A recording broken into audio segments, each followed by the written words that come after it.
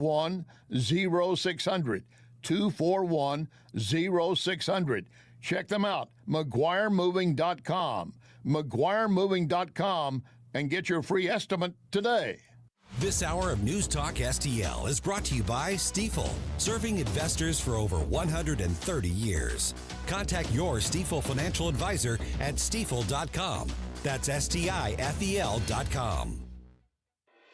From the News Talk STL Weather Center. Sunny skies, warm temperatures, and low humidity. Ideal summer weather today. We're looking at that high about 86 degrees. Lows tonight near 60. A little warmer in the metro area, but we are looking at another nice day with highs in the mid-80s and that low humidity under sunny skies.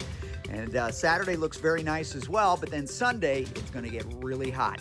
In the First Alert Weather Center, I'm KMOB meteorologist Kent Earhart. This hour of Colombo and Company brought to you by Gutter Pros. Water goes where we tell it. Call 314-656-7195 or visit them at gutterpros.com.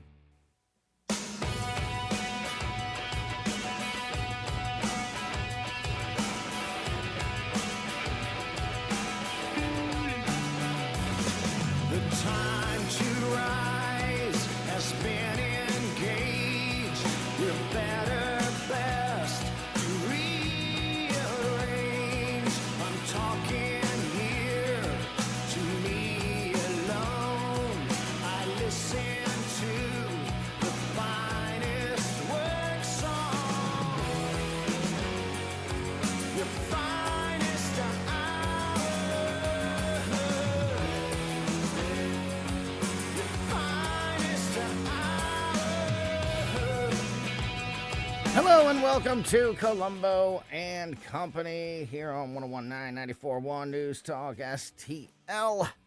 I am Tony Colombo in studio with producer Ashlyn on another busy day here. Lots to talk about on this Thursday afternoon. We are going to get into the details of the Meta settlement. I've got some strong opinions on this, and I'm not sure that I don't know if they're popular opinions or not, but I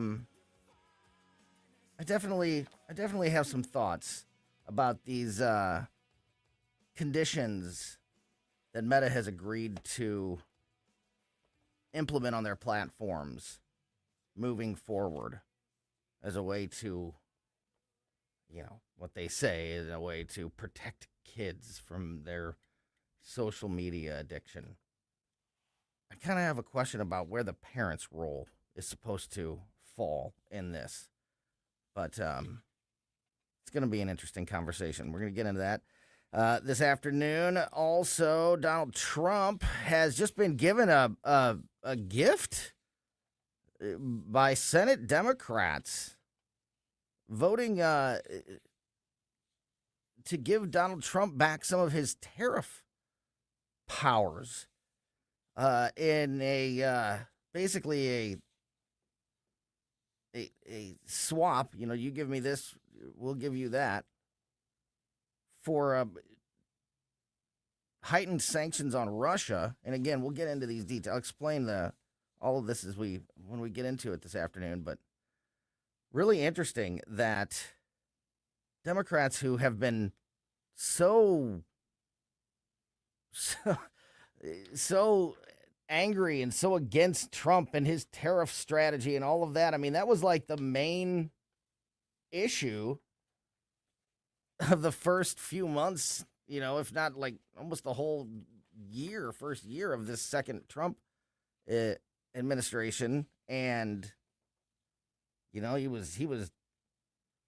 he was throwing around tariffs, left and right.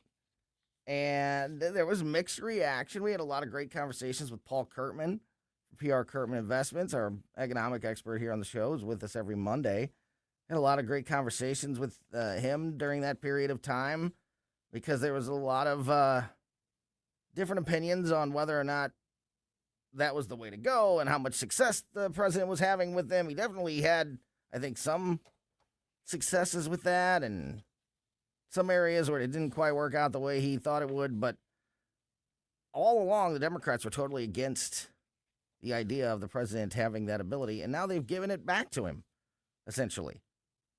And all but less than 10, I think 8 or 9 Senate Democrats only voted against giving the president some of these powers back. So really interesting. We're going to dig into that as we go through this afternoon. We, of course, have another WNBA update. They can't help themselves. They're in the news every single day. Totally missing the point. Totally missing the argument that the vast majority of Americans have about not only this specific issue with the WNBA, and I'm talking about, the former pro NBA players, the men that have declared themselves eligible for the WNBA draft, trying to force the WNBA to make a policy about who can and who can't play in the league, essentially, trying to force them to say men cannot play in the WNBA, which they have yet to do. So, all of this has been going on, and a lot of the loudest voices that are out there criticizing these former pro players or attacking people like Sophie Cunningham and the fans that are wearing the chromosome XXXY shirts that some have been thrown out of games. Some of those fans have been thrown out of games. The people that have been attacking all of the folks on that side of the argument have been creating a straw man. They're not even addressing the real issue. And that continued. It continues today. And we'll talk about that. We've got more failures coming out of New York surrounding their government-run grocery stores. I'm kind of hoping, actually, that they're able to move forward with this. That Mondani's able to move forward with this plan.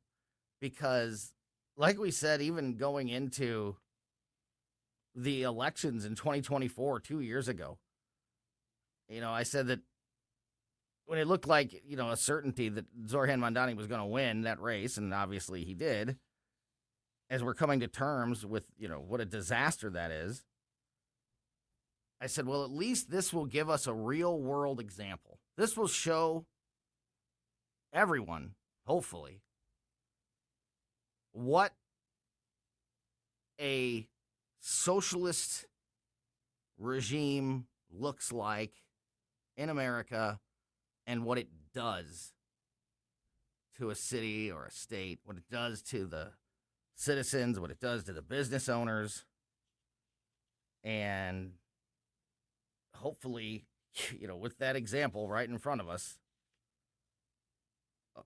it teaches a lesson to many people that need to be taught that lesson. So with that in mind, it's terrible. It's terrible for the businesses in New York. It's terrible for the citizens. My heart goes out to them.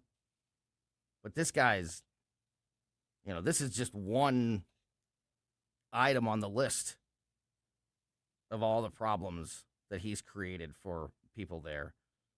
And maybe if he does this and we see the failure and we see the money lost and the jobs lost and all of those things, maybe that wakes some people up. Certainly provides more proof, as if any is needed. It's ridiculous that we even have to say that that we need an example, because there have been examples throughout the years. Doesn't work. Does not work. It's failing in New York. It will continue to fail. But the one bright spot there is the more that it fails, the more evidence and the more difficult it makes their side to try to paint some, beautiful picture about how that socialist agenda is supposed to work. It does not. So we'll talk about the latest problems up there in New York. We've got the latest coming out of Iran. Iran is not, they're not slowing down on their threats and their talk on the world stage about how they will defeat the United States. I mean, they continue to just talk trash as they have all the way through. And, it's something we haven't even, over the last handful of days, we haven't even talked as much about Iran as we have, over the last several weeks and months. And it's not because there's not anything going on there.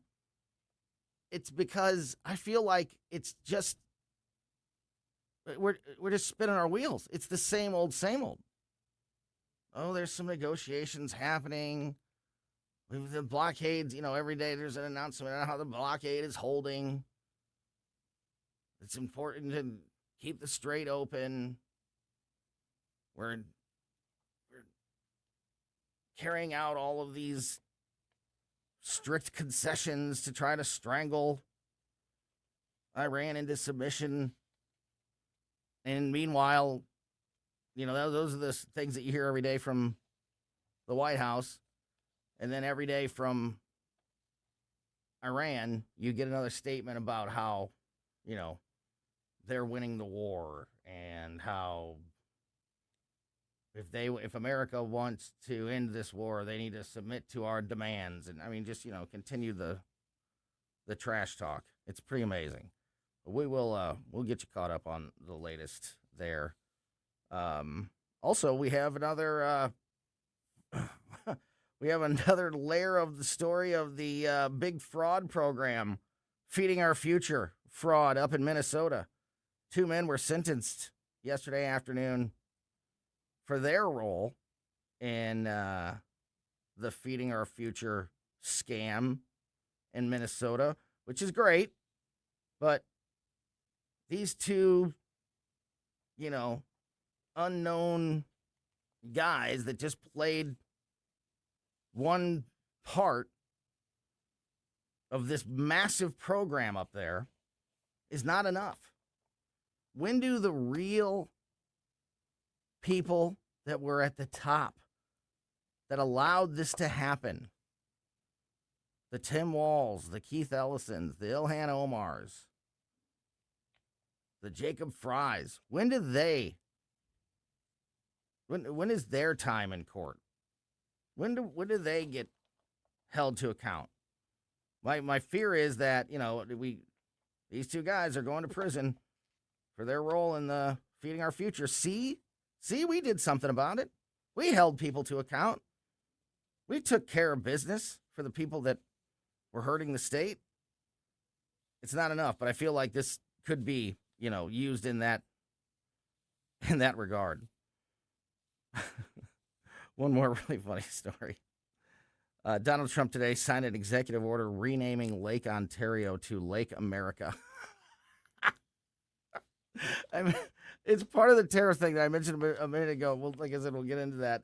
But with his renewed tariff powers, the first country that Trump targets with new tariffs and things like that is Canada. And then in part of that back and forth, he also makes the announcement that Lake Ontario is now Lake America and signed an executive order to make that happen. Quote, "This is a lake that has most of its volume in the United States. The deepest parts of the lake sit in United States territory, so this will reflect that. This is American Lake." And I think he meant Lake America, because that's officially what the name of Lake Ontario is. Oh, that is going to really make some people angry.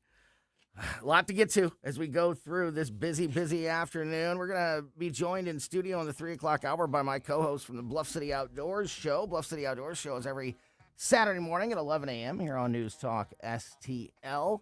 talk fishing, talk bow hunting, talk trapping, all of the fun, summertime activities that I wish we could talk more about. But, no politics on the weekends. Just that fun stuff. Those guys will be in studio with me in a little more than an hour from now, about 3:30. Also in the 3 o'clock hour, we're going to talk to Dr. Randy Tobler. Speaking of great Saturday morning programming, Bluff City Outdoor Show at 11 a.m. At 6 a.m., 6 to 9 a.m. every Saturday morning is the Randy Tobler Show. Doc will join us just after 3 o'clock this afternoon. Virginia KRUTA from the Daily Wire will be with us in about 20 minutes. And making a bonus appearance on a Thursday, our legal expert, SUSIE Moore from Red State, co-host of Mike Ferguson in the morning. We were just talking with SUSIE about this Meta case and some of these other things on Tuesday on her regular segment. And then, all this news breaks about this settlement. So I want to talk about some of those details with SUSIE Moore. She joins us next here on Colombo Company. Made in St. Louis for St. Louis. It's News Talk STL. Whether at home or at work, you're mobile. So when you're mobile, stay mobile. Keep St. Louis's home for conservative talk with you wherever you go.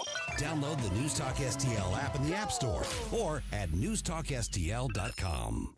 Hunters, we are about 2 months away from turkey season. Are you ready? Hey, it's Mike Ferguson here, and if you stop by and visit my friends at Whistle Pig Outdoors, you will be.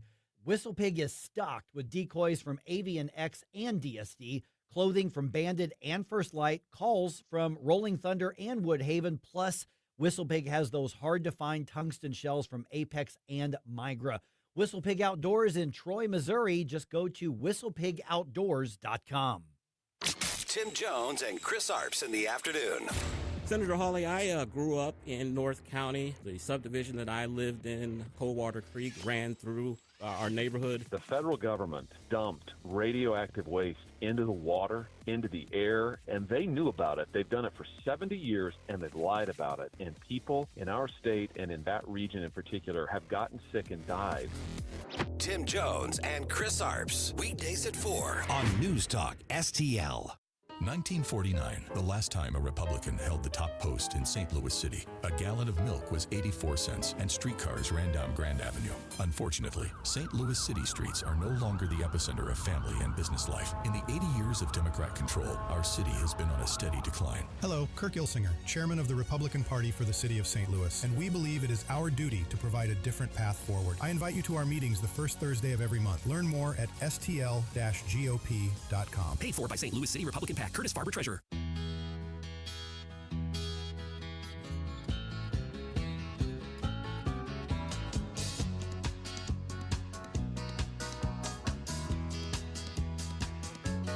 When I think back on all the crap I learned in high school,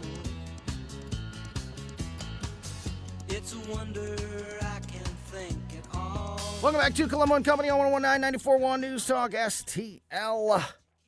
Tony Colombo here in studio, and joining us, a bonus appearance, a little overtime this week from our legal expert from Red State, redstate.com, Red State Radio every Sunday afternoon, the co-host of Mike Ferguson in the morning, number 8 in your program, but number 1 in your hearts, even on Thursdays, SUSIE Moore. Hi, SUSIE. Hey, Tony. How are you? I'm good. Long time no talk. Yeah, right? So, I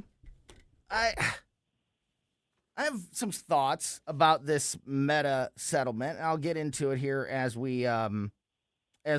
But, we've been talking about this case for the last couple weeks, and it was something that I was really interested in because I knew it would have potentially a big impact on not only Facebook and Instagram, but social media platforms in general. And I think I, like many, were, just for the spectacle of it all was, couldn't wait to see Mark Zuckerberg, on the hot seat and all of that. But of course we're not getting any of that due to this settlement, before we get into the details of the settlement, a lot of people have been saying, and some people have asked me about this recently, that Facebook settled. Does that mean that they were guilty, right? Kind of explain why, not even specifically with this case, but like why a big company would settle instead of see it all the way through, even if they think maybe they had a chance at winning. Is it an admission of guilt, or is it a little bit more nuanced than that? No, in any lawsuit involving potential for money damages in particular, any company worth its salt is going to do a cost-benefit analysis and a risk analysis and determine, okay, we can roll the dice, see what a jury does, but the downside of that is the jury may fine for the plaintiffs, and then we're on the hook for even worse than what we could settle for. It's a business decision. When I was practicing for almost 30 years, that's why you're our legal expert. Over 95% of the lawsuits settled, and a lot of times it was up on the during the trial or on the courthouse steps, because that's when the heat's really on and you're really weighing things and you're saying you're looking at the jury and you're going, I don't know about this. Those are all factors that a company's going to take into consideration in terms of protecting its bottom line. So if you're feeling 100% confident, well, first of all, you're a fool, because you never know what a jury's going to do. But if you're really, really confident, maybe you stick to your guns. But if you recognize that even if you're right, the jury may not see it that way, and you're going to be spending oodles of cash defending yourself and fighting an appeal and that sort of thing, you basically cut your losses. So settlement, in almost every settlement agreement, will specifically include language that says, without in any way admitting any liability in any way, shape, or form, with a lot of legalese thrown in there too. Mm-hmm. Absolutely. I understand that cost analysis, investigation, but I also wonder if, I get that it might be cheaper at this moment for a company like Meta to settle outside of court, but do settlements, in your opinion at least, do they also sort of give motivation for more lawsuits and an attempt to get settlements? So, sometimes I question that cost analysis in the long term, because I feel like, and I'm not saying anything specifically about this case yet, I'm just saying in general, because we see this so often with big corporations and settling these cases. I feel like it just makes more cases pile on and everybody looking for an easy paycheck. It does. It's an imperfect system, and there is an incentive there. There's obviously a significant monetary incentive for people to bring even what we would consider frivolous suits. Now, there's a downside to that too, because sometimes you can get bounced out of court on your rear, and you may end up having to pay in certain circumstances. Not always. Loser pays is one of those arguments that a lot of people make, and it makes sense for that reason. But yeah, I mean, it's one of those things that I worked primarily in the insurance defense realm most of the people that were making the decisions about whether or not to settle a case were the insurance company. And they, were very well versed in, okay, here's the risk we're facing. Here's the upshot if we win, but here's the downside. They were taking all those things into consideration before authorizing a settlement. And so it's a delicate kind of analysis that you're doing with each case, and you're just trying to mitigate the risks as much as possible. Talking to SUSIE Moore, co-host of Mike Ferguson in the Morning this morning. Catherine Hanaway, the Attorney General of Missouri, was talking with Mike. I highly recommend you go and check out that interview and get more of these details, because she was specifically addressing this issue. So the Attorney General announced yesterday that the state of Missouri will receive at least $100 million of that $17.1 billion settlement from Meta. Missouri is slated to receive between $100 million and $150 million as part of the settlement, according to the Attorney General, Catherine Hanaway. The AG did not specify how this money would be spent. So we've got the massive, payment by Meta, but also in this settlement, they have agreed to implement a series of safety features, that's what they call it, on both Instagram and Facebook, including, here's a quick list of the biggest ones. A combined 2-hour daily limit and mandatory 15-minute productive pauses for children for 5 years. If Snapchat, TikTok, and YouTube adopts these terms, the daily limit on each platform will drop to 60 minutes for 10 years. So Facebook says they're going to do it. Facebook and Instagram say they're going to do it, no matter what. And if these other platforms join in, the restrictions will even get a little more stringent and be in place for longer. Also, nighttime blocks, restricting children's access from those platforms between midnight and 6 a.m. Also, eliminating push notifications on weekdays between 8 a.m. and 3 p.m. That's considered to be during school hours. So kids can't receive push notifications from these platforms during school hours. They say they're going to take more age verification measures. They're going to implement content controls focused on bullying, eating disorders, and suicide and self-harm.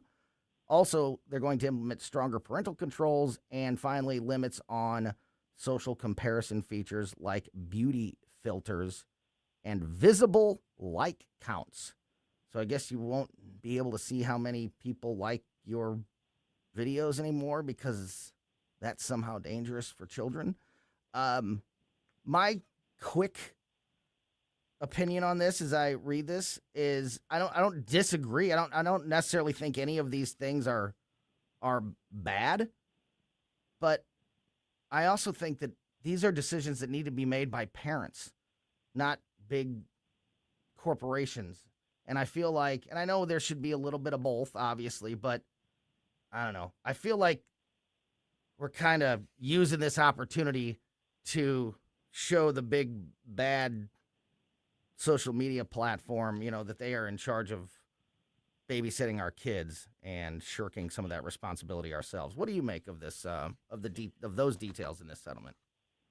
Yeah, I like you, I think, well, some of these I think I'm a little bit perplexed by, but overall, I don't necessarily find them a bad thing, but about 3/4 of them, if not more, could be addressed without having to make a lot of changes if the parents just had control of their children's devices. All of the blocks and the limiting of the timing and all that, well, that goes out the window if the child doesn't have access to the device. And if when the child does have access to the device, the parent is, reasonably keeping an eye on what they're doing and where they're scrolling and that sort of thing. I like the idea of parental controls.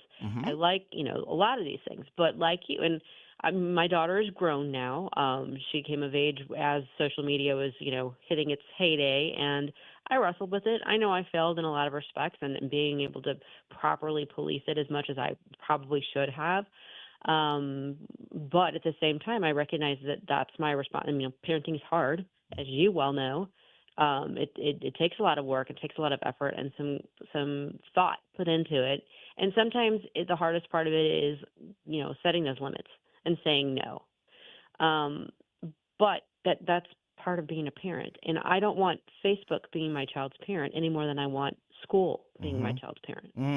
Exactly what I was. And in a lot of these, I am positive that there will be easy workarounds for kids that want to be on Facebook or Instagram after midnight. They'll just be on their parents' account or whatever, whatever it is. And also, like, they sound great.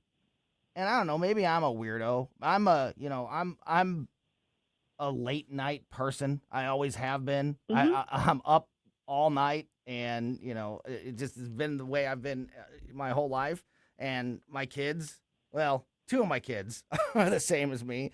And, if they don't have school the next day, which there are so many days off school and so many, I know, I don't think, I honestly, at least last school year, this was the case, and I'm sure it is still. It's not even possible in our school district for the kids to go to school Monday through Friday, full school days for more than 2 weeks in a row. There's a policy that if there's not some other reason, if there's not a holiday in there or a teacher workshop for a half day or whatever it may be, that if there's nothing like that, and there is a couple weeks where there would be just regular school hours Monday through Friday for 2 weeks in a row, that second Friday is an automatic half day. Because wild. I know, it's wild. So there's so many of those. There's so many days off. There's the weekends. There's all of these things. If my 15-year-old daughter is on Instagram at 12:30 on a non-school when they don't have school the next day, I'm more worried about the content, which is again my job to monitor. Not the fact that those platforms. So, these things, I don't know. I think that there's a lot of just puffy, sounds good, feels good. Band-Aids. Yeah, Band-Aids, yeah, in here than any real solutions. And then, of course, all this money, where's that going to go? That's another. Is interesting. The states are the AGs are the ones that sued, so the states are getting this money. But, yeah, like you said, where's that money going? If the harm, the ostensible harm that they were alleged to have caused was to individual users, and so I guess maybe the states were. I haven't looked at their pleading to see, but they were saying this is how we're being harmed as a state. But it seems a little mismatched there. Mm-hmm. Yeah, I totally agree, and they say that they're and I also agree with what you said about parental controls. A lot of these platforms already have that. And if you want to make those stronger and give parents even more control and more of an ability to, shut off the platforms at certain times or, during certain period, whatever it may be, I'm totally all for that. I think that's great. I would love the parents to be the ones. Give parents the option. Yeah, creating these restrictions more than it just coming. Eliminating push notifications on weekdays between 8 a.m. and 3 p.m. Okay, what about all the text messages they're getting from their friends and all their? It's not like their phones are silent during that time. Here's an idea. Let's go back to that era when cell phones were not allowed in the classroom. Hello. Yeah. Yeah, lock them up while you're at school. You could have them. You could take them to school. But you locked them up in your locker or in some kind of place for safekeeping, and then you got them back at the end of the school day. Hey, guess what? You would survive, and you would probably learn a lot more and be a lot less distracted. It was mind-boggling to me when my oldest daughter, who's now 23, was getting to that age where she would have a cell phone and be at school and would send me a text during school. I was like, there's no way you can have that at school. And she's like, yeah, we can. Yeah, I know. It took me held the line months. For 5 or 10 years, and then all of a sudden I was like, okay, they can just have their phone. What are you doing? And I know they've pulled back some of that. A lot of districts have pulled back some of those restrictions. Like they can, you got to keep it in your bag. You can't have it out during class and all that kind of stuff. But yeah, it took me months to get my head around the fact that it was just okay to have a cell phone.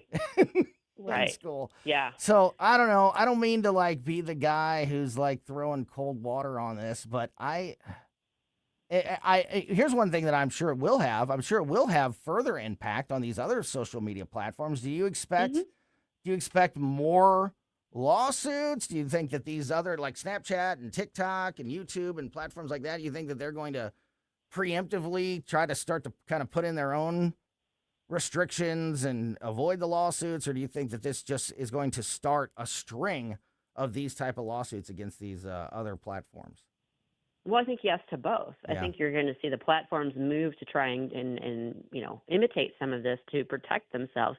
But like you were talking about earlier, hey, guess what? The states all just got $100 million thrown at them. Tell me that's not an incentive to sue. Yeah, right. And if this was, if this is just and I'm so cynical, maybe, I hope I'm wrong about this, but it feels more like that. It feels more look, I'm not trying to defend Mark Zuckerberg or Facebook. I mean, that guy's lied and done a lot of, they've done a lot of creepy, gross, Shady and stuff, shady yeah. stuff. Exactly. But, I still feel like this is more of a, a hunt for a really big payday than it is, trying to protect any kids. I hope that I'm wrong about that, but this world has made me too cynical, I guess. You and me both, my friend. And where is that money going to be used? That is the other thing. Like, okay, Yeah, the state of Missouri's great. got $150 million now. Where's it going to go? And will we ever even hear about it again? I don't know. Yeah, that'll be a very interesting thing to keep an eye on. One last note here, since we're talking about court stuff, the Lindsay Clancy trial is now in the hands of the jury. I haven't really followed this very much at all. I don't know if you have or not, Susie, but do we think that we'll get a decision any moment, or is this, going to drag along for a little while? What do people think? Well, because of the nature of the case, my instinct is that it's one that will take a while because, obviously we've seen the social media fallout from it and the way people have been reacting to it. So it wouldn't surprise me if it takes a while. Now, something that I used to tell Vic and Ken all the time when I was on with them, you submit the case to the jury, chances are that they come back with a verdict before 5 p.m. on Friday. Mm-hmm. They don't like to stick around. Yeah, they're ready to go home. They're ready to go home, and they've already been sitting through this trial for several weeks now, and it's, obviously not an easy case. So if there's any chance that they're going to be able to reach a verdict, in some way, they're either going to come back, today or tomorrow, probably late tomorrow afternoon, or if they're going to be going through this again through next week, and who knows when they'll be done with it. But there is this sort of interesting convergence of jury verdicts and, 5 o'clock on Friday. Mm-hmm. So maybe this time tomorrow afternoon, we'll have some news to report about that trial. But it is in the hands of the jury now. So a decision is imminent, and we'll continue to keep an eye on that. Susie Moore from Red State. Check out our articles every day at redstate.com. Tune in to Red State Radio every Sunday, 4 p.m. here on News Talk STL. And, of course, every morning with Mike Ferguson on Mike Ferguson in the Morning. Thank you, Susie, for a little bonus appearance on a Thursday afternoon. Thanks for your time, as always, my friend. We'll talk to you again soon. You bet, Tony. Take care. Yeah, great stuff there from Susie Moore. All right, we are going to talk to Virginia KRUTA from the Daily Wire. I want to talk to Virginia about the latest coming out of the WNBA ridiculousness, as well as some of the things happening with the president. I mentioned that Democrats have given the president back some of his tariff power. You heard that right. Democrats gave him back in exchange for something. We'll talk about that and more as we continue the conversation. And Virginia KRUTA from the Daily Wire joins us next. For podcast articles and more, find us on newstalkstl.com.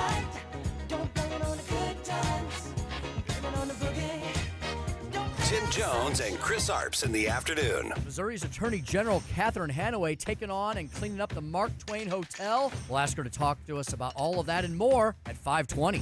Tim Jones and Chris Arps. Weekdays at 4 on News Talk STL. Mark your calendar for the annual Leadership for America Dinner 2026, Friday, September 25th at the St. Charles Convention Center Grand Ballroom. Join News Talk STL for an unforgettable evening featuring keynote speaker Nick Shirley, the independent journalist who exposed the alleged fraud in Minneapolis, plus additional speakers and guests. Dinner's included, so come hungry for great food and bold ideas. For tickets and more information, visit newstalkstl.com. Hi, this is St. Louis County Councilman Mark Harder reminding you to check out my new show this weekend. The St. Louis County Insider with Councilman Mark Harder. That's me. Every Sunday evening at 5, we will explore with you behind-the-scenes stories and information that you won't hear anywhere else. Plus, we talk to decision makers and influencers that have impact on what's going on in St. Louis County and beyond. The St. Louis County Insider with Councilman Mark Harder. I'll talk to you Sunday night at 5, only on News Talk STL. Ronald Reagan once famously said, "Government is not the solution, government is the problem." When it comes to economic growth, government can be a roadblock. With red tape, regulations, and subsidies, government stifles entrepreneurship and also props up businesses that deserve to go under. Unlike government, free markets encourage risk-taking, freedom to succeed or fail. Governments shouldn't be picking winners and losers, the market should. Free markets benefit the business owner and the customer by encouraging competition. Free Market enabled a young man named J.C. Hall selling picture postcards in Kansas City to turn his idea into Hallmark cards. In St. Louis, the free market made it possible for Adolphus Busch to turn his father-in-law's local beer into the world's largest brewery. A free market also means you get to send your kids to the school of your choice. Learn more about free markets at showmeinstitute.org. The Show Me Minute has been brought to you by Show Me Institute and Show Me Opportunity. This hour of Colombo and Company brought to you by Gutter Pros. Water goes where we tell it. Call 314-656-7195 or visit them at gutterpros.com.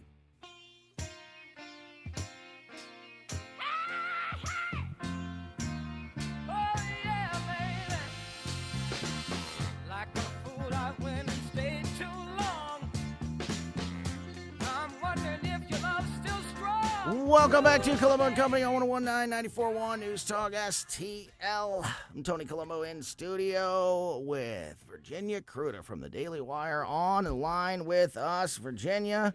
And with all the stuff happening in this world, wars, court cases, $1 million settlements, people, going after ICE, somehow the WNBA continues to dominate the headlines. And I'll tell you what, it's entertaining if nothing else. Go ahead. Careful. I don't think the WNBA dominates anything. No, that's a good point. They sure don't. But they have found a way to make news every single day. And the latest headline here, I wanted to talk to you about. I know you have a couple of recent articles, and you've been covering a lot of this at dailywire.com. I can't recommend enough checking out Virginia's articles every single day at dailywire.com. The latest, though, I think points to an overall, like a larger point of this entire boys playing women's sports, transgender issue in the country. So the latest drama out of the WNBA is coming from one of the players, L.A. Sparks forward Cameron Brink, who sharply criticized Enes Kanter Freedom in an explicit post where she dropped a bunch of S and F bombs directed at this guy. She dismissed the debate over transgender athletes in women's sports as a manufactured non-issue before directing her comments personally at Freedom. She said, quote, "For me personally, I think when it comes to the trans issues that I believe you're talking about, I think it's a non-issue, and I think it's people trying to just come for the trans community, and I just don't stand for that." She then went after Enes Freedom, saying, "I don't even know what the F his name is. He's a stupid piece of S, and I think a lot of people think that he's just trying to stay relevant." And here, my point here is, Virginia, this is what this is the kind of thing you hear over and over from the other side.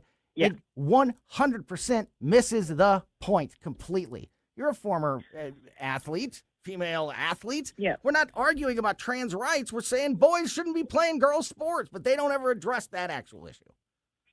Well, no, but because and the issue is that we will never fundamentally agree on the definition of, because if you nail them down, they have to admit that they are literally saying boys are girls. Yeah. Because it's not that, because they're saying, oh, well, we don't want boys to play in girls' sports, but we're not comfortable with you saying that boys who dress like girls are not girls.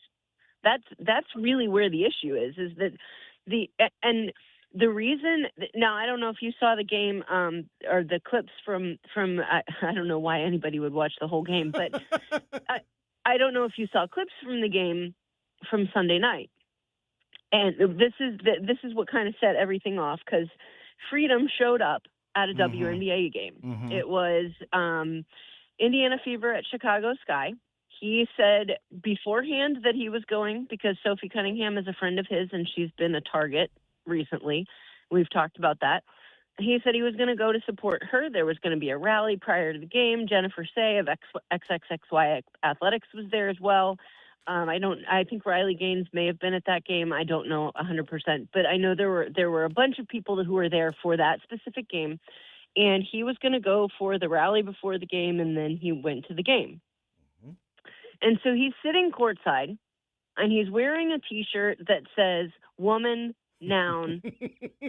It was written like the dictionary definition of the word woman, which was great. Female. Yes. It's Posey Parker is the one who makes those shirts, by the way, if you were wondering.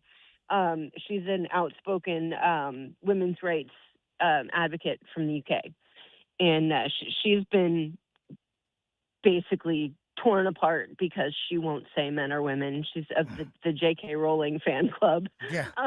Anyway. There's a lot of similarities between this and what J.K. Rowling said. Sophie Cunningham basically said what J.K. Rowling said, and just like they did to Rowling, they twisted her words. And you and I have said the same thing. If you want to masquerade as somebody, if you believe that you're male, you believe you're female, I don't care. I don't care. Go do it on your own time. Stop taking other... But if when you cross that line and you say, not only do I believe that I'm female, I believe that because I believe that I'm female, everyone else must accommodate my feelings. That's the line. And they must allow me to participate in things that are designated only for biological females. Like that's where the line is. Like I don't care how you dress, how you present, who you want to go and dress up as. Yeah. Speaking of dressing up, did you see this latest thing? I'm going to go off on a tangent really quick, but it's worth it.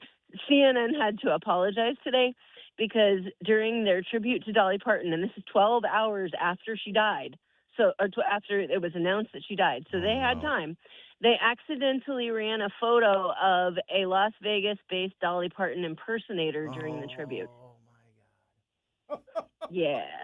So there's all kinds of stuff going on today. But anyway, speaking of dressing, it's like announcing that Alito's retiring when he's not retiring. Right? I mean, it's bad. Yep. But this whole thing, like, nobody cares who you want to dress up as or who you want to say that you are, and just. Nobody's taking away any rights. I don't want to take away rights from anyone. If you look at the people who are standing up for it, the women especially who are standing up for it, they are women whose positions are not ever going to be threatened by a man. Mm-hmm. Because you look at Megan Rapinoe, it is a big one. Yep. No male is ever going to take her place on USA Women's Soccer because she's done. She's retired. Yeah. Easy for her. She's not going to... She can stand up and say that, and it will never impact her. These women who are in the WNBA now, if a man were to make it through the WNBA draft, chances are it wouldn't impact them now. Yeah. We only hear from the superstars. We don't hear from the person that's holding on to the last one or two roster spots that are going to lose their job. Those are the ones who are going to lose their job. Yep. And that's why what Sophie Cunningham did is especially brave. And I know we talk about stunning and brave, but really, she is brave because she's doing it with something to lose. Yeah. Not because she's going to have her position taken by a man. Realistically, she's one of the good ones. Mm-hmm. She's one of the ones who is probably not going to be the bottom rung knocked out, but she also is the one who's going to take the backlash, and she's going to take it in the face. Yep. Because she's standing alone. And that kind of thing actually, Riley Gaines, when she stood up and said something like, she didn't, obviously she had finished swimming, but she stood up and she's like, look, this is not fair. And she said it in the moment. Yep. Yeah, The it was only right thing afterwards. She could have done differently Mhm. is refuse to swim beforehand. Mm-hmm. And at that point, what do? You can't expect her to have made that decision in real time necessarily. But because she did what she did, now there are women who are doing that and saying, no, I'm not going to compete because. And it's everything from like Frisbee golf championships to, I just read something on X today. 4 major golf championships in Canada in the last year, women's golf championships, have been won by men. Oh my God. 4. Like That- I thought, and for a second, Trump did what he did with the executive orders, and we're like, I thought we were kind of done with this. Yeah. Like for what? But it's not going away. It's not going to go away because they're going to keep pushing this as long as they can, and Mhm. which is for me, wild to me obviously, because I don't compete anymore. Right. When I did compete, I was actually pretty competitive with the boys at my school. yeah. So, like, I would have, As the elite always are. So yeah, we well had done. a small team. I would have made it on the boys' team though, because Nice. But I was also a distance swimmer, and the distance swimmers are, we're just born different. Yeah. Yeah. And so, Yeah. so like that was kind of what I did. And so we had a bunch of boys who were like, yeah, I'm a sprinter, and I'm like, okay, Mm-hmm. yeah, but can you keep doing that for another 20 minutes? Because Yeah. I can. Right. Yeah. Exactly. So- exactly. Yeah. But yeah, so it's a very different thing. But like my daughter she's right now getting to the age where it matters, because she's 13, and when she started swimming at 10, typically the girls are faster than the boys. When 10, 11, Yeah. 12, Yep. once you hit that break point, that 13, 14 age group, that's when the boys get faster, because that's when the boys get big.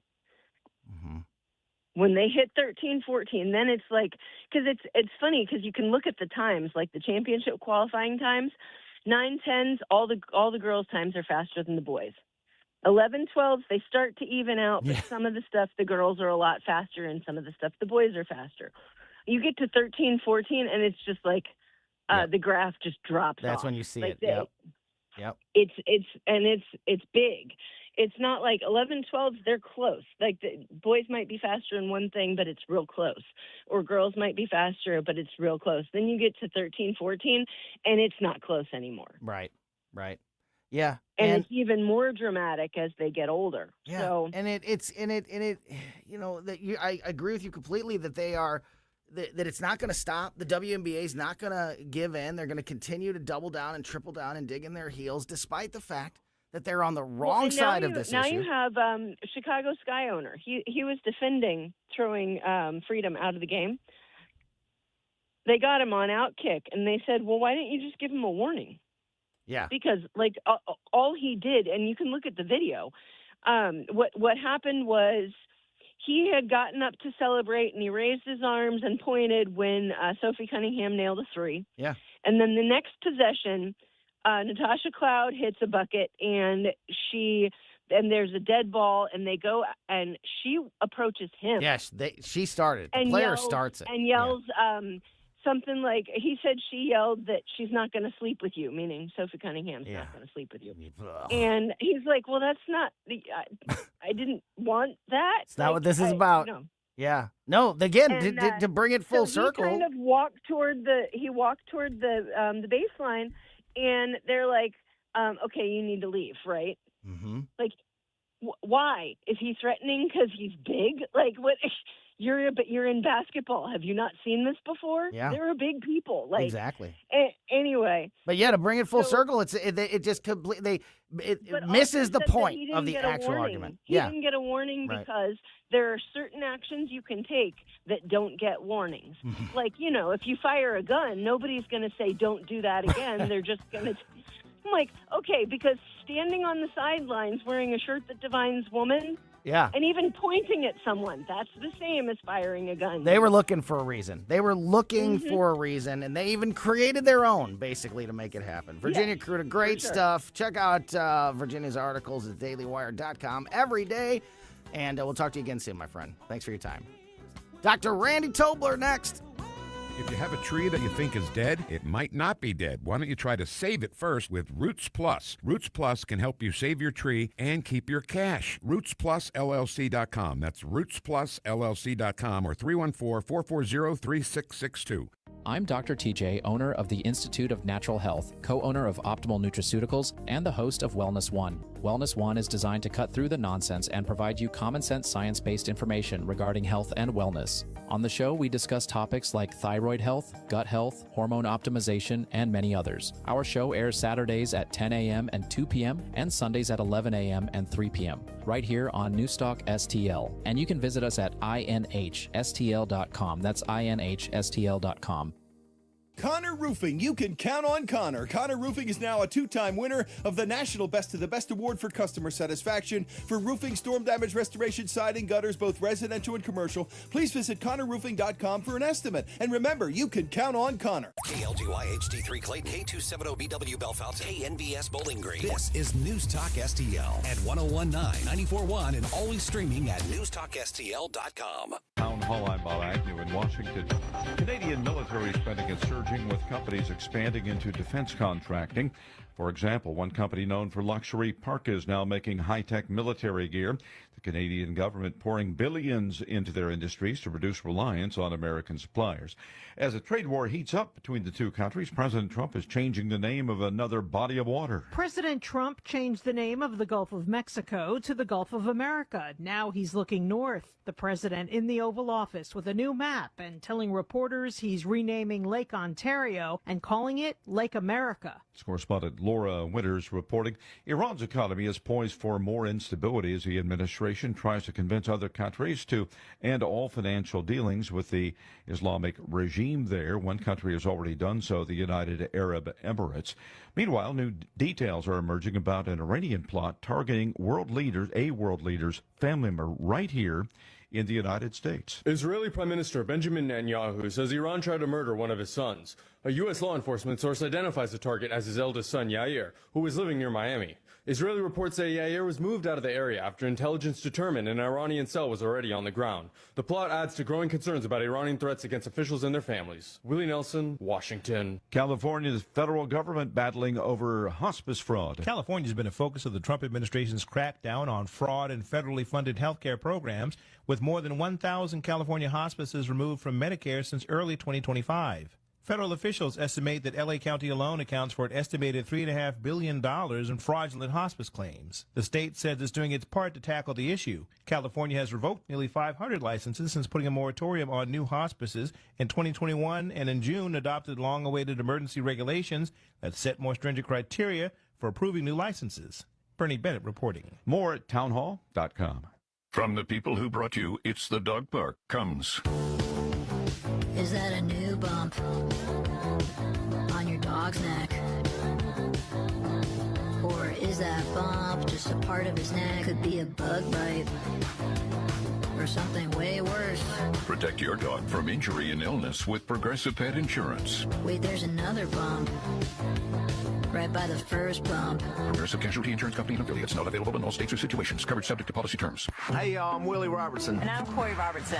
We partnered with Echo. It's a new platform, not just streaming. Movies and series that are safe for your family. I love a podcast. Plus, Echo Daily Devotionals. Echo. Hey, Willie, what is Echo? Echo is my pet squirrel. Okay, now, Echo is not just faith-friendly, it is faith-driven. Be a part of something better. Echo. Echo. It's where I want to be. That's EKKL.com.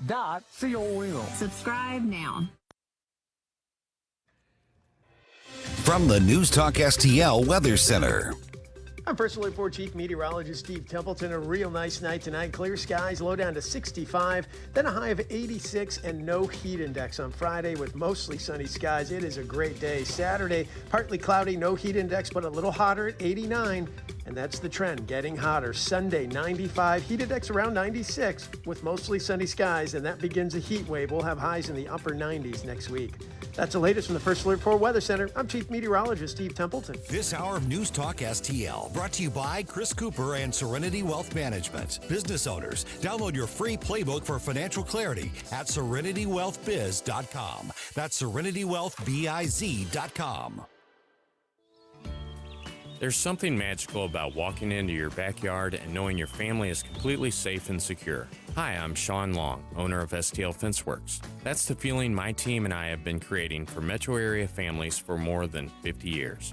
Whether you're adding your first fence or finally creating the outdoor sanctuary you've always wanted, we offer premium vinyl and stunning ornamental options, all designed around your family's specific needs and lifestyle. While other companies struggle with supply delays and rising costs, we've always proudly used all American-made materials, which means better pricing and faster installation for you.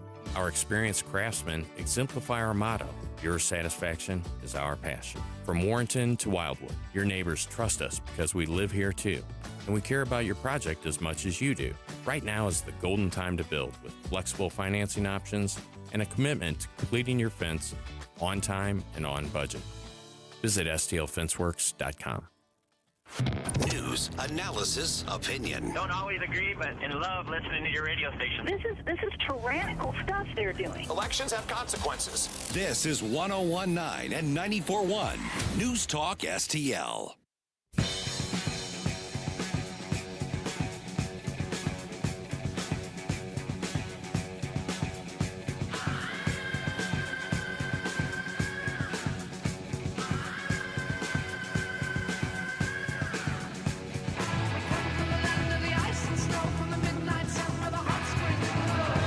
Welcome back to Colombo and Company on 101.9, 94.1 News Talk STL. Great 2 o'clock hour there with Susie Moore from Red State, redstate.com, and of course, the co-host of Mike Ferguson in the Morning every weekday morning here on News Talk STL. Also, in that 2 o'clock hour, just moments ago, wrapped up a conversation with Virginia KRUTA from the Daily Wire, dailywire.com. Check out Virginia's articles there every day. And if you missed any of those conversations, make sure you're subscribed to our podcast on your favorite podcast platform, because that's the best way to make sure you never miss anything that happens here on the show. Coming up in just about 20 minutes from now, we're going to be joined in studio by my co-host from the Bluff City Outdoors show, the owner of Bluff City Outdoors, Mark McMurray, will be here with us. Of course, the Bluff City Outdoors show is every Saturday morning at 11 a.m. here on News Talk STL.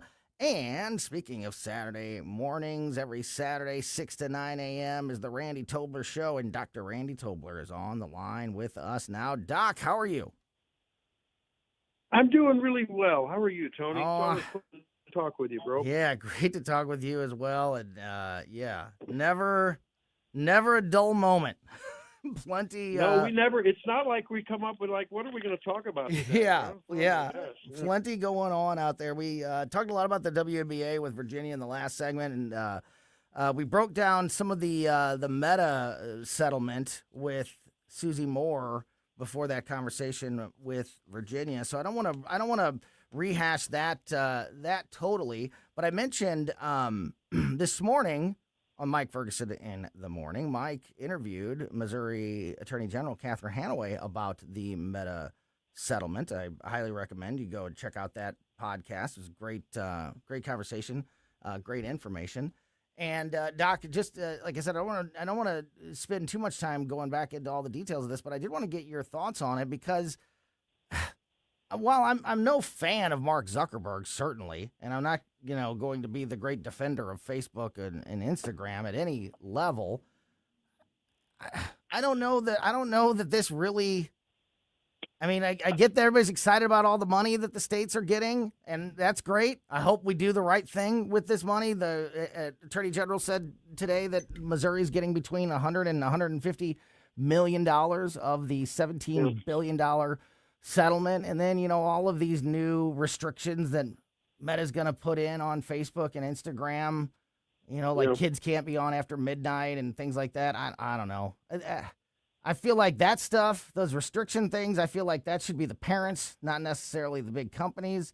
And I know everybody's happy about this money, but do you trust that it's going to go to the right places? I'm not doing circles about this settlement. Like it seems like others are. What do you think? It's funny, but she was making the rounds this morning. I talked with her on my show this morning. That's great. Well. Good. That's great. And I asked her the question. I asked her a similar question. I said, why shouldn't we have held out and And, because we were talking about there were bigger bucks. There were a couple $100 billion or even higher that people were talking about. Should the governments, the various states that were suing, prevail in a court, against a jury, or up against with a jury. And she said, the money's nice and that's great, and it's certainly going to go to however they use it. I'm sure Catherine Hanaway and whoever succeeds her will use it well, and the state will do well. But she really, and I share this sentiment. I'm more excited about the guardrails that are going to be placed. I think that may have the kind of impact that I'm worried about, and that is ongoing anxiety, depression, people looking for self-esteem in all the wrong places. I'm really happy that they're going to take the likes away, the like counts, Mm-hmm. I really think, I tell you, I would be a fan. I might even be a fanboy for Facebook and all the others if it was impossible to express your approval of a post except reposting it with a quote. Because to be able to just push a thumbs up or a like or a heart or whatever, that's a cheap affirmation. And we all feel good when we get affirmed, but we may not know whether it's cheap or not.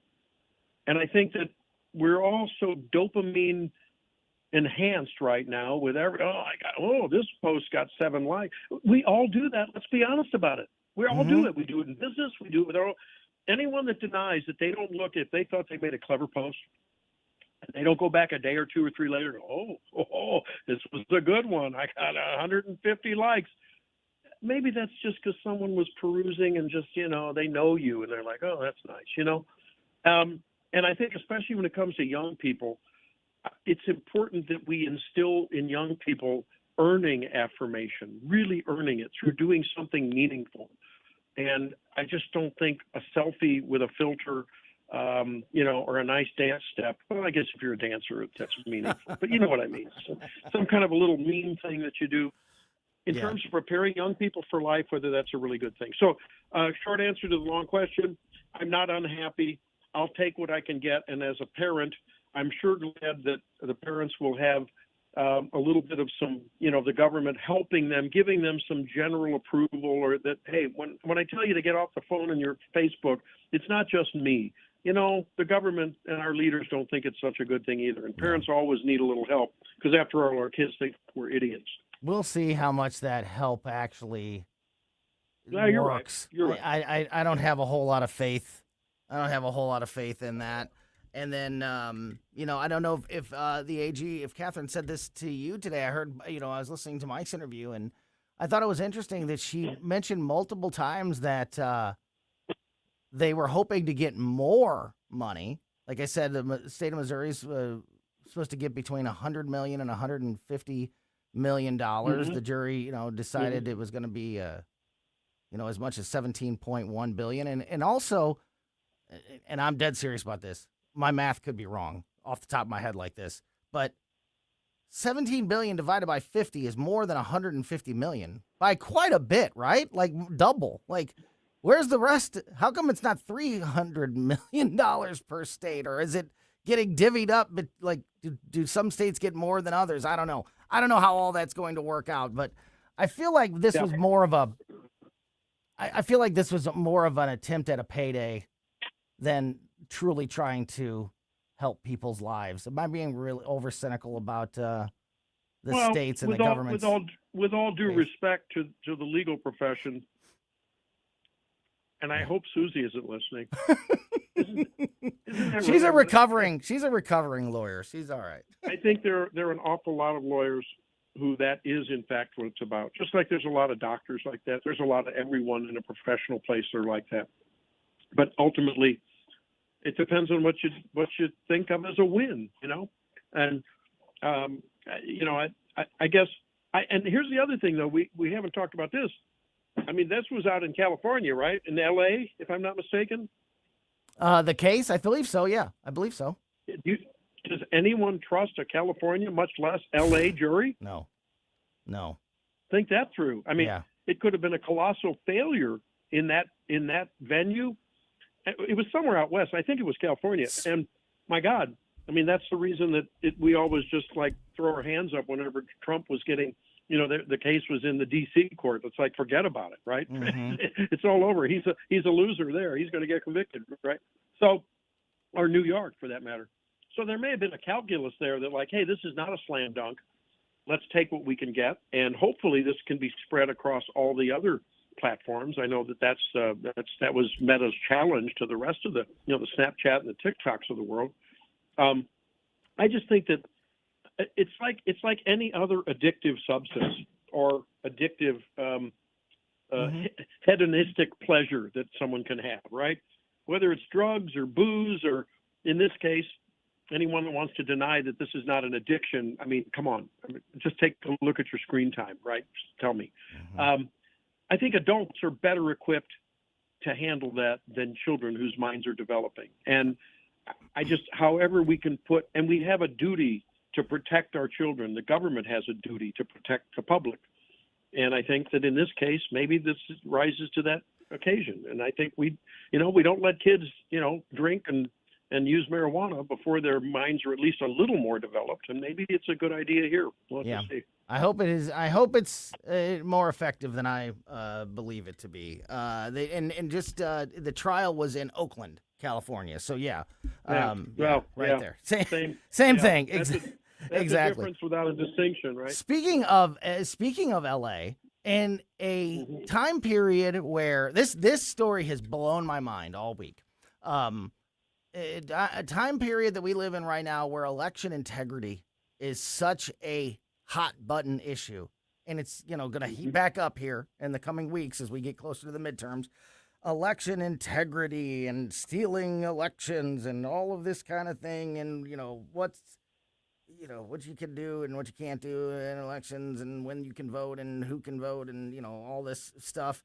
The fact that in Los Angeles, California, that if you make a donation to the sitting mayor of the city, that your campaign donation can be matched up to 6 times by the city. And it's something that's in the ads for Karen. I don't know if you've seen this story, Doc, but it's Karen Bass's campaign ads are reminding people to, hey, support my campaign. And remember, for every $1 you donate to my campaign, the city can donate another $6. So your dollar goes a long way in my reelection. How? What? How do we? Yeah. How is that happening in America when we are having this argument about election integrity? That is that right. Blows integrity out of the water. These are the people that love to throw around the word fairness. Yeah. And democracy, and like to call other people fascists. What more can you say about that other than this, in fact, guarantees incumbency? It absolutely forces people. How democratic it is for Tony, if he happens to live in Texas in a future world, if Telecredo wins, or for that matter, if Tony lives in L.A., a hard and fast conservative, to be forced to his taxpayer money to fund Karen Bass's campaign. Are you kidding me? Unbelievable. And the fact that they have the hubris to call our side of the fence fascist, for crying out loud. Yeah. Or make any accusations about, disrupting the integrity and sanctity of an election. It's legal. It's legal what she's doing there because of the twisted laws that they have put in place in California. And I'm tell you what, I bet there are people like Zoran Mondani, J.B. Pritzker, others around the country see that. Oh my God, they got away with that in L.A. How do we get that? How do we get that deal here? So I wouldn't be surprised if that doesn't if we don't see things like that grow across the country. All that said, I am not a big fan of the truth and the reality that big corporate, and in this case tech money, is probably going to buy a lot of elections. Yeah, am I happy that Elon Musk put a lot of money onto my side of the fence? Yeah, that's fine. but I'm just as unhappy that, you know, we're one Democrat president away from all of the guys that are now supporting Trump to absolutely put on a different jersey and make sure that that guy gets in. And I don't know how we get at that. The left side of the fence from a national election perspective seems to like this only publicly funded campaigns. I don't like that. I would vote for a constitutional amendment that puts a cap on spending. I don't care where you get your money from. We're just going to limit it. It's sort of like the salary cap in the NFL. You know, I don't care where you spend it. You want to buy one really good, expensive quarterback, you do whatever you want to do. But, you know, I do get concerned about, I've heard people in the political circle in this state say without reservation, just as though it's like, hey, Tony, you know, the sky's blue.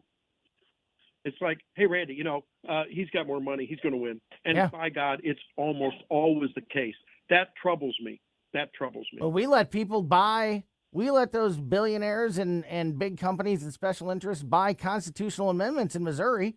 And when we tried to do something about it last month, I think an uneducated group of voters that didn't understand the issue said, we love that. We love when companies and special interests can buy constitutional amendments. So we're not going the right direction. I agree with your concern, Doc, but we're not going the right way on that one. We're going exactly the opposite direction. At the end of the day, it's like shed a tear emoji. I think about how unengaged and uninformed so many people are at basic civics, you know, 5th grade, 8th grade civics levels, Tony. And I'm not saying we need poll taxes, and I'm not saying, well, maybe I am saying that at some level, it scares me that people that don't know how many senators each state has can vote. People don't even know. Oftentimes they can't even name one of their 2 senators. You ask them about, well, what do you think about the national debt and the debt? I don't know. All I know is it's spring break, and man, I'm having a party down in Pensacola Beach, man. I'm like, whoa, geez, you know. It scares me, man. I agree. It scares me. No, I agree. Talking to Dr. Randy Tobler. Randy Tobler Show, Saturday morning, 6 a.m. here on News Talk STL. Just got a few minutes left here with Doc. I mentioned this earlier. This is really interesting to me.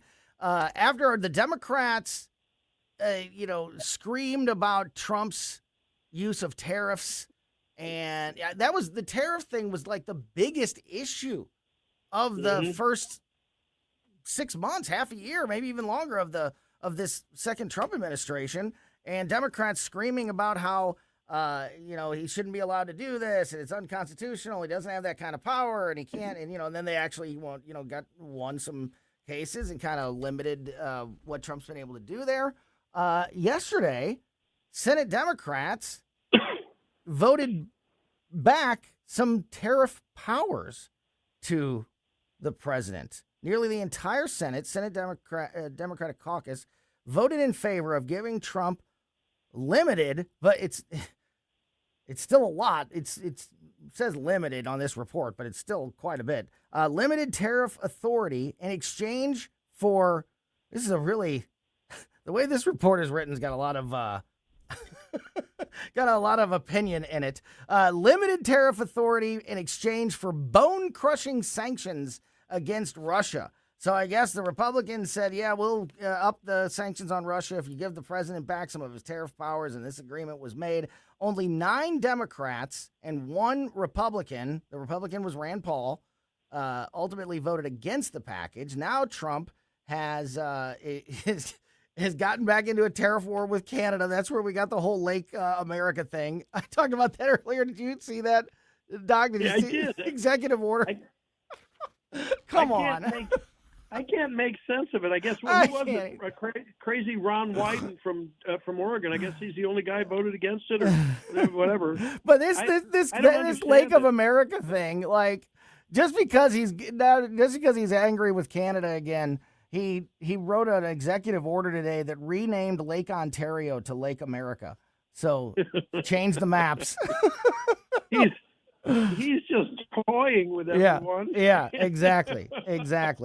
So I don't know. I think they wanted to give him tariff authority to really be able to really put the hammer down on Russia. And, hey, however that happens, that's good. We need to bring that country to its knees after what they've done to Ukraine. Yeah. So he immediately introduced 50% tariffs against Canada on roughly $20 billion worth of goods. The tariff authority baked into the sanctions package will allow Trump to issue levies of up to 500% on Russian imports and tariffs, as you mentioned there. But he gets a lot of his tariff power back, not just for the Russia situation, but across the world. Kind of bizarre, I thought. After the Democrats screamed and yelled about how wrong it was for Trump to wield tariffs the way he was, ultimately these same Democrats are the ones that have put this power right back in his hands. So here we go again. Yeah, it sort of makes that word obstinate an understatement regarding their previous position, doesn't it? It was not it wasn't a principled position. Yeah. It was just the same old. Anything Trump likes, we will vote against. And that is neither principled, but it is certainly obstinate. And that's not a good look for, anyone who claims to be a leader in the country that leads the free world. Yeah, no, it is not. Dr. Randy Tobler, great stuff as always, my friend. We'll be tuned in this and every Saturday morning, 6 to 9 a.m., the Randy Tobler Show right here on News Talk STL. Thanks as always for your time, and we'll talk to you soon, Doc. All right. See you later. Thanks. See you. Great stuff there from Dr. Randy Tobler. All right, we're going to continue on here on Colombo and Company. Speaking of great Saturday morning programming, my weekend co-host, Mark McMurray from Bluff City Outdoors in Alton, Illinois. And, of course, the Bluff City Outdoors Show, which is every Saturday morning at 11 a.m., is live here in studio. Mark joins us next. Watch us on our live stream using Rumble, Facebook, and Twitter.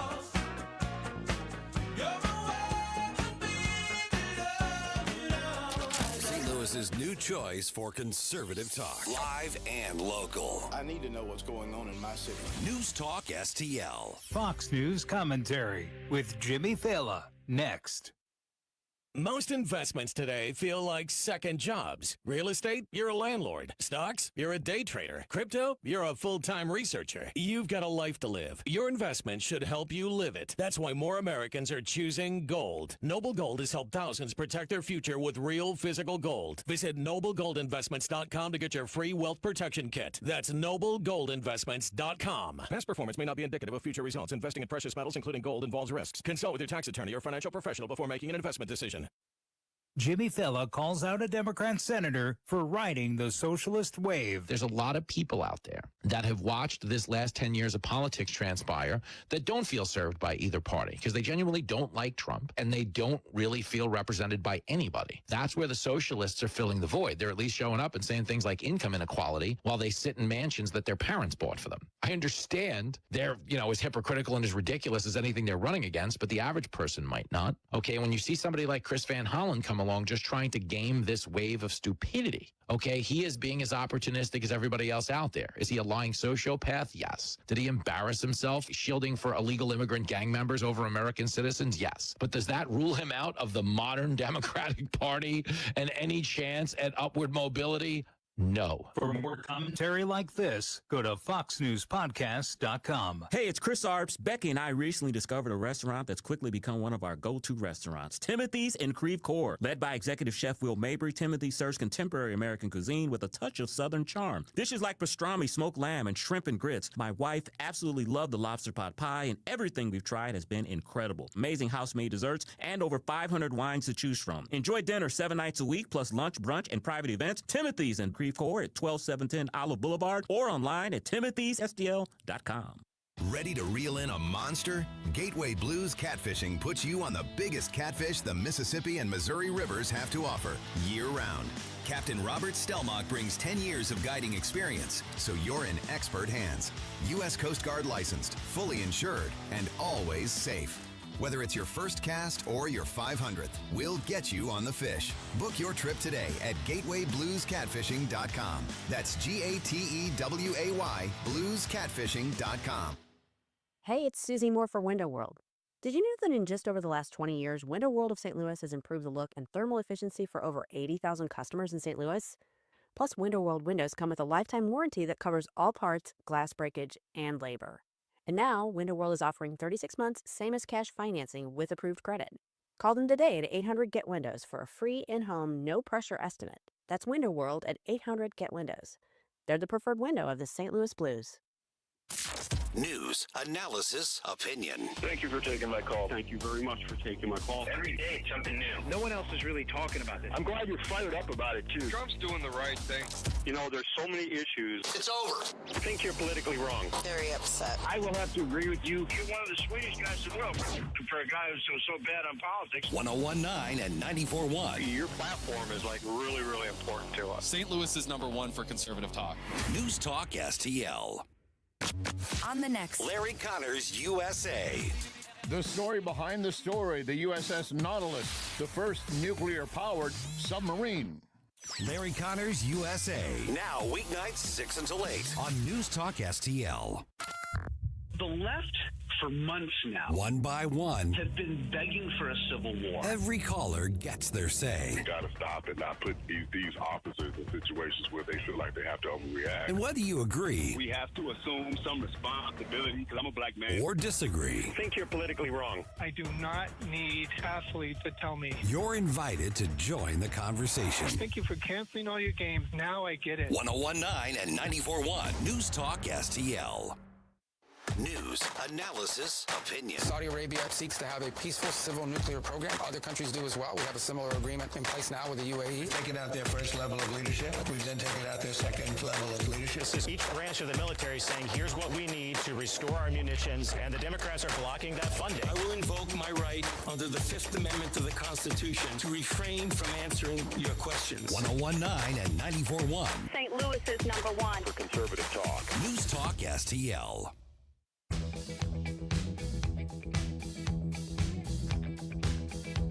Welcome back to Colombo and Company on 101.9, 94.1 News Talk STL. Great conversation with Dr. Randy Tobler in that last segment. If you missed it or just want to make sure you never miss anything here on the show, subscribe to our podcast. We put the show out as a podcast right after we get off the air every day on basically every podcast platform. So wherever you get podcasts, wherever you like to listen to podcasts on that platform, subscribe to Colombo and Company, and you'll never miss anything that happens on the show. Speaking of the Randy Tobler Show, Saturday mornings, 6 to 9 a.m., another great program on Saturday mornings here on News Talk STL is the Bluff City Outdoors Show with myself and my co-host, who is in the studio with us now, the owner of Bluff City Outdoors in Alton, Illinois, Mark McMurray is here. Great to see you. Hey, it's great to be back, man. Yeah. Thanks as always for coming in. Every week. We get new listeners every week, so I don't mean to repeat myself, but we always got to put the disclaimer on. We don't talk politics on Saturday, so this is our opportunity to talk about news and politics with Mark, because we intentionally avoid that stuff. The rest of the world, not the outdoors. Exactly. We intentionally avoid that stuff on Saturday mornings because we're too busy talking about the fun stuff, fishing and bow hunting and trapping and all of the things that they can help you out with there at Bluff City Outdoors. This week has been just amazing. And I would imagine that your customers at the shop there have been taking advantage of, the fishing's been on fire specifically all summer. Yeah, the fishing's been good. But so has the temperature. Temperature's been too high and it's been too humid. Now yes. It's cooled down here, and we've kind of got the best of both worlds. The fishing is still on fire, and the highs are in the 80s, not the hundreds. Yes, yeah. It's just more comfortable to go. More people will go.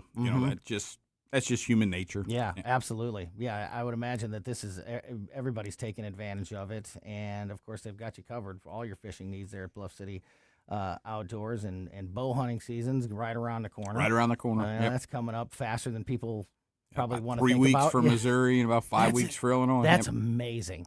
Just even I didn't realize it was that close. Wow.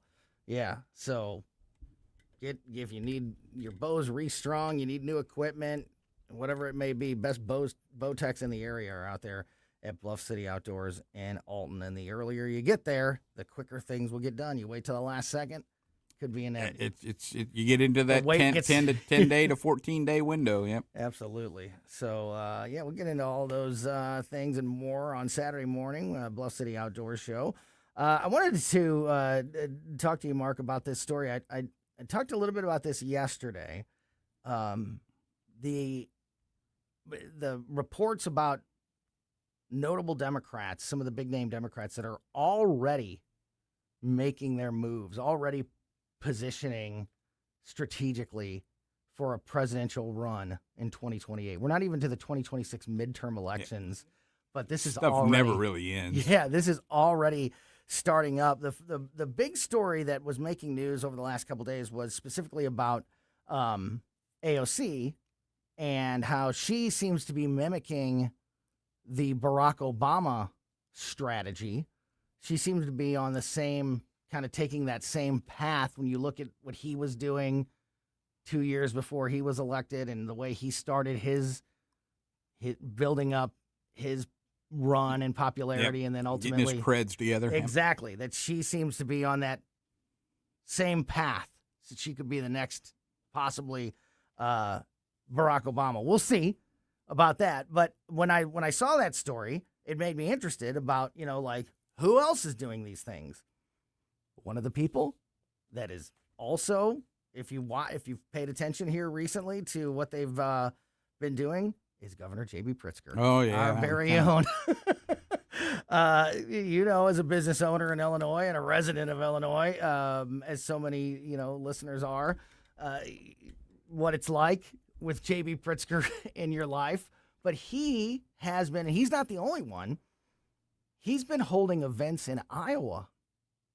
He's been making appearances and holding events, talking to people in Iowa. Yep, laying the groundwork. Because the Iowa caucus is so critical to the presidential election that you see a lot of these people, Pete Buttigieg, Amy Klobuchar, J.B. Pritzker, some others, have been making regular trips to Iowa. And there's no other reason to do that than you're thinking about running for president. You're laying the groundwork, right? Yep. So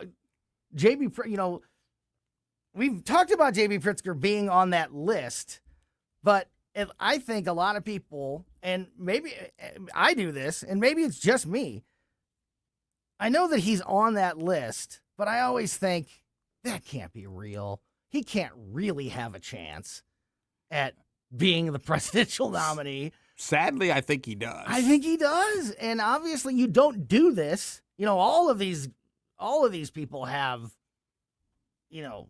lots of research and studies and, things done to see if they have a real, and you don't spend time and money talking to people in Iowa. Yep, for no reason. If you're not, yeah, exactly. And it also just is a reminder about seriously how critical the Iowa caucus is. Like, if you perform well in the Iowa caucus, you are immediately considered to be a relevant, strong candidate. A strong contender. Yeah. Just from that one, with the voters of that one state, and it's not even it's the caucus that participate. Yes. Yeah. It's not even the voter, across the state. It's the people that take the time to participate in the caucuses in Iowa are such kingmakers that really have that power. Yeah. That caucus whole idea seems so weird, but But like the Iowa caucus, it really is that important that people will start making appearances and campaigning there. They're not really campaigning. Getting their pictures taken in every cafe and restaurant. Showing up at the Iowa State Fair. Oh, this guy cares about us because they're here all the time. They don't really care about you. They care about your vote. Yeah, we have a couple people that, and we'll talk to them as when we get closer to the election in 2028. We have some regulars that are regular guests that are in Iowa and part of the Republican Party there, and really.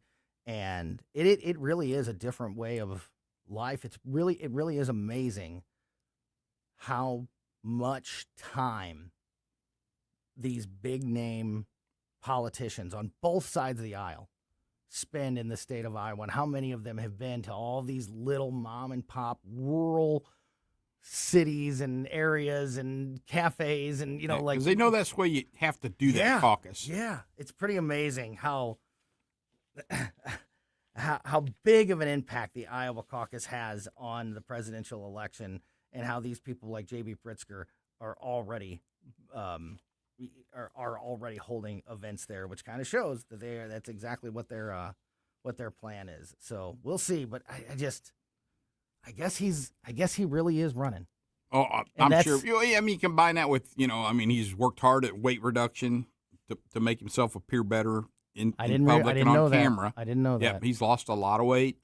That was some of the stuff that others have gone through in order to just make a better appearance. Do you think that him, J.B. Pritzker, and then also this conversation about AOC, the idea is that not only is she, trying to take the same strategy, but she's also trying to play that same role as the young, cool, popular minority. She'll be playing the saxophone before long. There you go. Playing the saxophone like Bill Clinton and wearing the sunglasses like Clinton did that too, and Barack Obama, wearing the sunglasses, looking like the cool guy. Yeah, the cool hip person, Does that work? That strategy that worked for Barack Obama in the 2000s, does it still work in 2026? If she's is that a? I personally think it could even work better, really? Especially with social media as it is now. Everything's visual. She is an attractive gal. I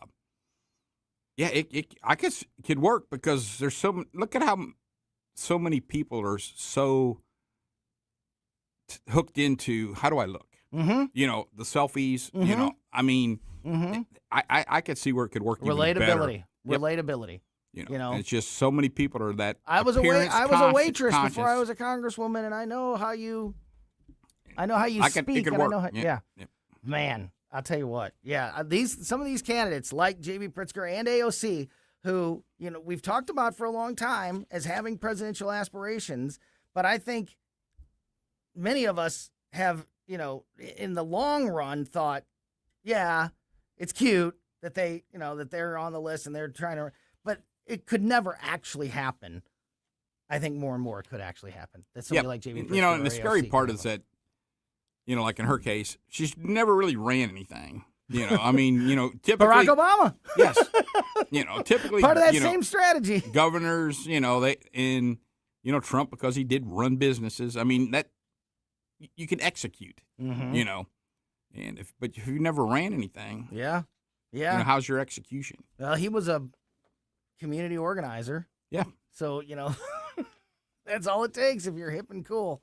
Yeah, really, really, really interesting stuff. But J.B. Pritzker looks like he is going to be a real part of that conversation as we get closer and closer to 2028, which is just a really, really scary thought. Mark McMurray from Bluff City Outdoors is in studio with us. I mentioned earlier about this sentencing of two men attached to the Feeding Our Future fraud scam up in Minnesota.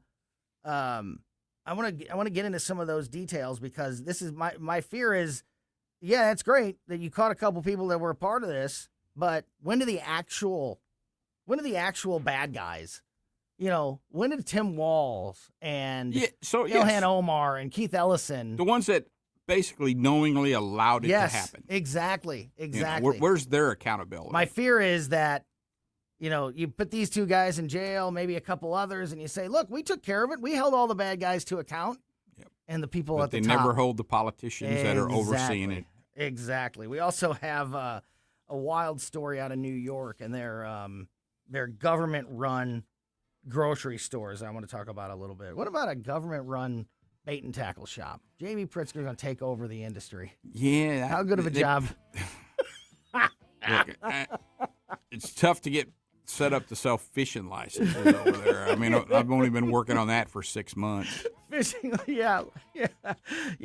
That's a great point. We should talk about that sometime. You know, it's hard enough and enough loopholes to jump through to get a fishing license. And how about a gun? Like imagine. Yeah, that's the state of Illinois for you. We're going to continue the conversation with Mark McMurray from Bluff City Outdoors next here on Colombo Company. Follow Tony Colombo on Twitter at Tony Colombo Talk.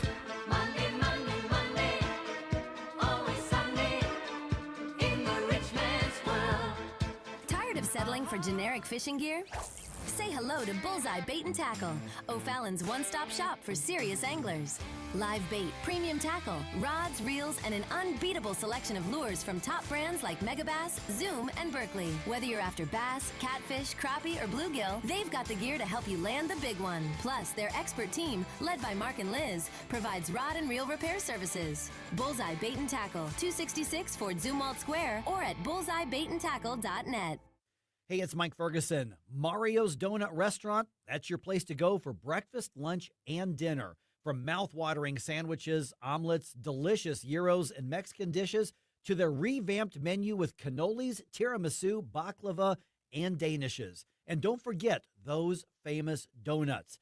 Dine in or carry out, Mario's friendly staff is ready to serve you with love and care. Mention News Talk STL when you visit, or just visit mariosdonutrestaurant.com. Hey, Chris Cooper here, your financial friend with Serenity Wealth Management. Tune in this Sunday right here on News Talk STL, 9 a.m. for the Serenity Wealth Now show. This week, we've got special guest Ryan joining us with the Quarter Butcher out here in Darden Prairie, and he's going to spend a little bit of time talking about the differences between cuts of meats. Well, it's Labor Day coming up, and we want to make sure you get the right education and information prior to selecting your great cuts for this weekend's barbecue. So tune in, check it out Sunday morning, 9 a.m., the Serenity Wealth Now show. We will see you there. Investment advice offered through Fortis Capital Advisors, LLC.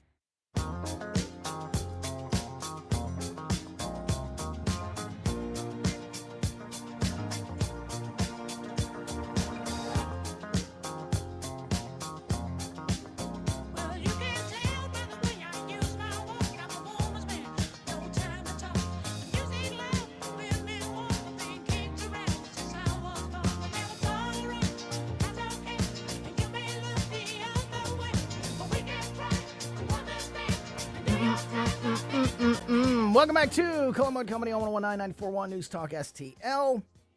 I'm Tony Colombo in studio with my co-host from the Bluff City Outdoors show, which you can hear every Saturday morning at 11 a.m. here on News Talk STL. Mark McMurray from Bluff City Outdoors.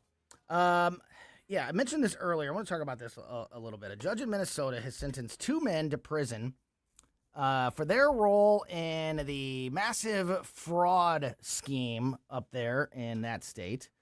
The 2 were sentenced over 5 years in prison. Prosecutors say the pair helped run the fraudulent child nutrition site Feeding Our Future. That, of course, has been, Feeding Our Future. That group has been the center of this big fraud problem, which claimed to be giving food to thousands of children each day in the Twin Cities area. The pair received $7.3 million in COVID relief funds meant to help support the program. Instead, they used the money to buy cars and property, as well as share the cash with another Feeding Our Future employee. The judge also ordered the men to pay restitution. Their sentencing comes months, after all this is, broken, all that. So you get it.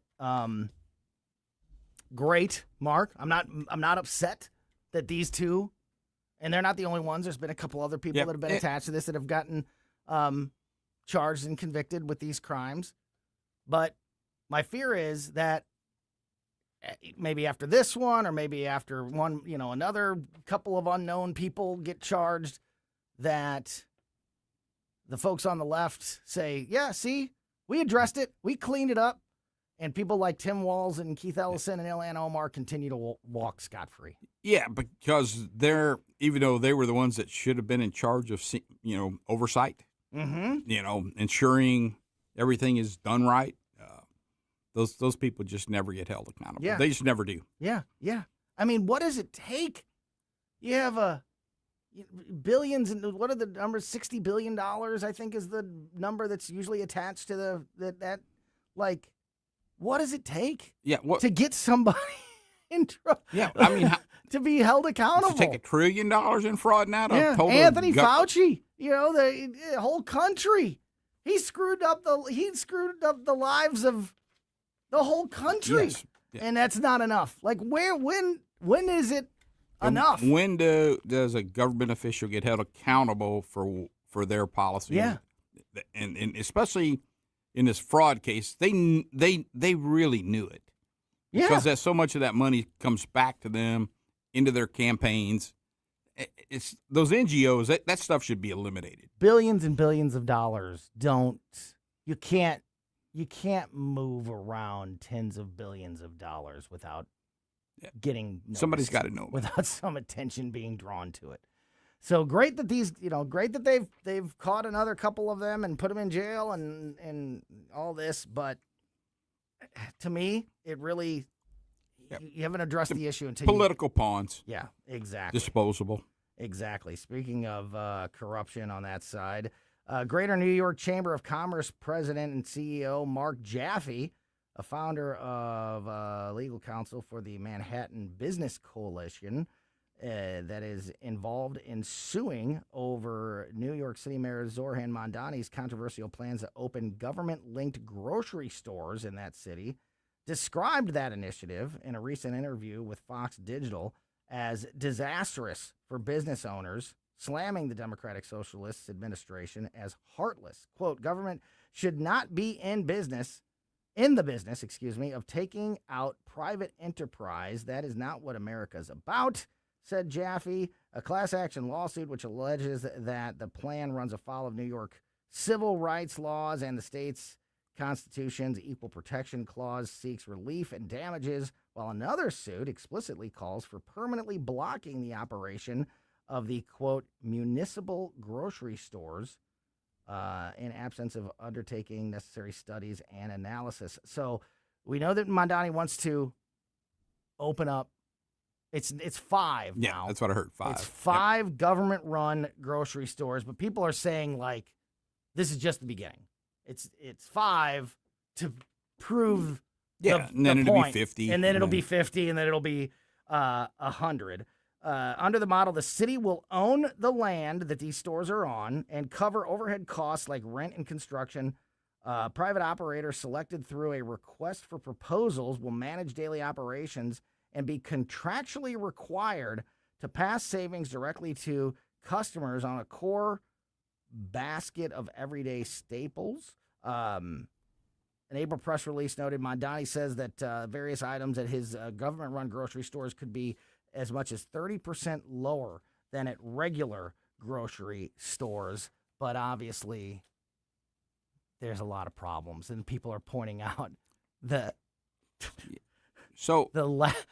many issues that exist with a plan like this. Where's a good example of the government running something where it's gotten cheaper? Anything. Yes, name one thing. Anything. That was one of my favorite things. We talked about the space initiative that was announced by Donald Trump earlier this week. He put out a statement and a plan about the United States getting more and more active in outer space, and he literally in his plan it's through the use of commercial companies like SpaceX and others. Yeah. Like, it's not the government, which is the way. That's the way you should do it. This guy, this Mark Jaffe, points out in this interview that things like this have actually been tried before. He pointed out a situation in Chicago sometime back where there was one of these a grocery store sort of similar to this, where people, if they could get their bananas, and apples 30% cheaper, they were going in, buying up all the apples because they're 30% cheaper, and then going and setting up a little stand and selling them for like $1 cheaper than where you get them at the grocery store. So they were making, just taking advantage of the system. And that's just one example of the problems that exist with this. I said earlier, Mark, that maybe if nothing else, this continues to shine a light on the failures of a socialism path. like what's happening in New York, and it will wake up voters across the country? Do you think that that's happening? Do you think that people are getting that message? I hope so. But, when you combine it with, like, the student debt stuff and them wanting to get rid of all, paying and that, forgiving all that. And some of that stuff is easy on the ears, if you're sitting there and you got $100,000 in student debt and you got your, gender whatever studies basket weaving degree and you can't find employment. And you don't know why. And you don't know why, it's. They told me this was the path to go down. And to kind of your point also about, it's supposed to be one grocery store in each borough, 5 stores to start with. Nobody believes that that's where it ends. And you can't tell me that they're not, if this was to go down the line, they would want to take over they would want to take over the industry. There would be no more privately owned grocery stores. Where did it end in Venezuela? Yeah. It didn't end until it all collapsed. Exactly. And that's the inevitable outcome. Yeah. It's not a handful of stores to help people out. They take over, down there, they took over the oil. Of course, then they don't put anything back into it. Yeah. Because you're just taking. Yeah. Absolutely. Doesn't work. Love to get a chance to talk a little politics with Mark McMurray every Saturday morning at 11 a.m. We talk fishing, we talk hunting, we talk trapping, and all those great outdoor activities. Don't forget about Bluff City Outdoors in Alton, about a mile east of Fast Eddie's there on East Broadway, open 7 days a week. All of your fishing needs, all your bow hunting needs, all your trapping needs, your Garmin electronic needs. You can shoot every day in the archery range there at Bluff City Outdoors. Everything that you're doing outside, they have got you covered there at Bluff City. Frozen and live bait. You can get hooked up with guided fishing tours on the Mississippi and Missouri rivers. All that and more every day at Bluff City Outdoors. And tune in every Saturday morning at 11 a.m. for the Bluff City Outdoors show. Follow Bluff City Outdoors on Facebook and at bluffcityoutdoors.com. All right, that is going to do it for us today. Colombo and Company back tomorrow at 2. In the meantime, keep it here for Larry Connor's commentary next, then the Tim Jones and Chris Arp Show. Scott, can you believe it's already been more than a decade since the Queen of Carpet sold flooring to St. Louis area contractors? I know, but I don't have to be a king to offer contractors today's lowest prices. Yes, contractors owe it to their customers and themselves to shop at Best Buy Flooring for the largest in-stock selection of carpet, carpet tile, sheet vinyl, laminate, hardwood, luxury vinyl plank, and luxury vinyl tile.